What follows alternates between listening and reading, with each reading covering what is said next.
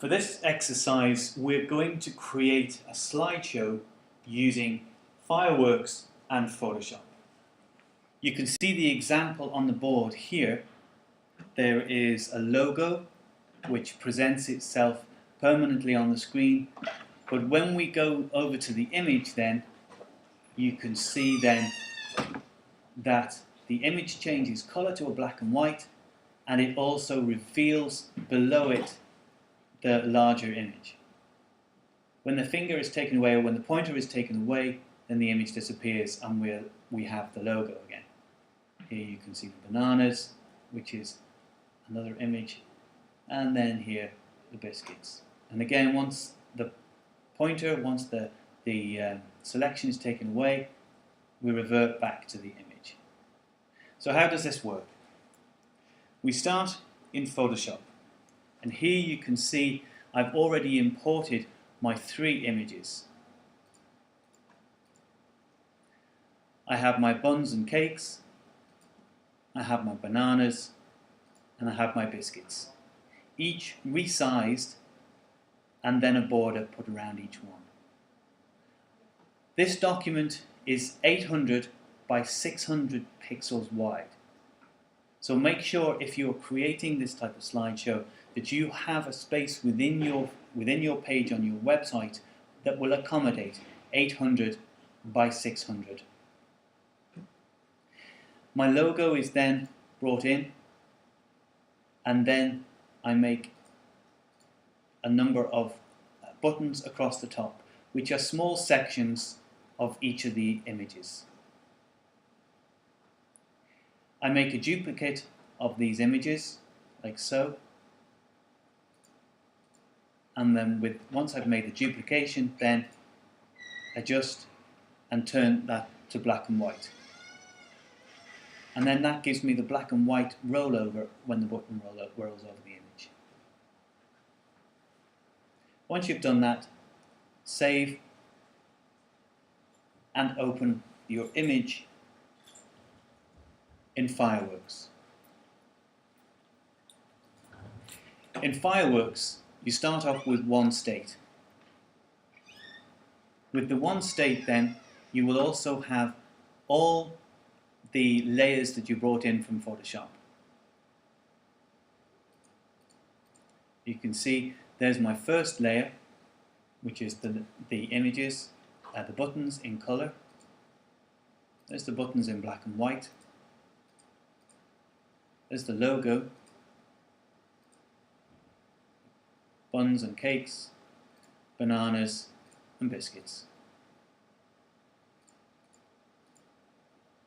Once you've done that, duplicate the state. Sorry, before you duplicate the state, you will need to slice with the slice tool here. Slice all the sections.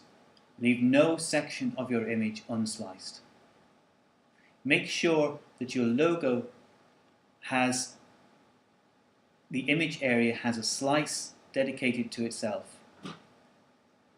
Make sure each of the buttons has a slice dedicated to itself. And then, once you've done this, you can duplicate the states. Simply drag the state into the Create New State button, and it will then create a new state at the bottom. Now you've done this, you need to align the states with the layers.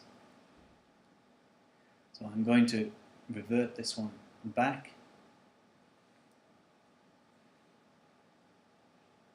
This state here is my final state.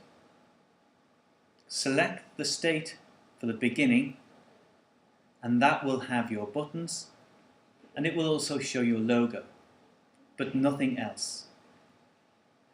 Then the second state, which is the down state, shows the black and white image plus the image you want to appear.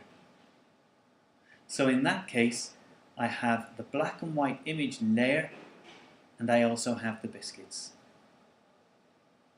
In state 3, again, I have the black and white state plus the next image I need. In this case, it's the logo. In the fourth state, again, the black and white image plus the buttons. Fifth state, black and white image plus the next layer. Sixth state, black and white image plus the final layer. And that indicates then that each layer for each state has only one image on it, plus the black and white image. This will be on all the layers. And you'll notice as I go through, the black and white image remains. And that's on the black and white layer until I get to the first image. And the first state is all color image, all color buttons, and then the logo. When you've done this and everything is aligned and you're happy, go to File and Export. In here, put your images in a folder. Make sure that you've navigated to the correct folder. In this case, I'm putting mine in the Photoshop slideshow. When you put images in a subfolder, it will create its own image folder. When you're happy, export.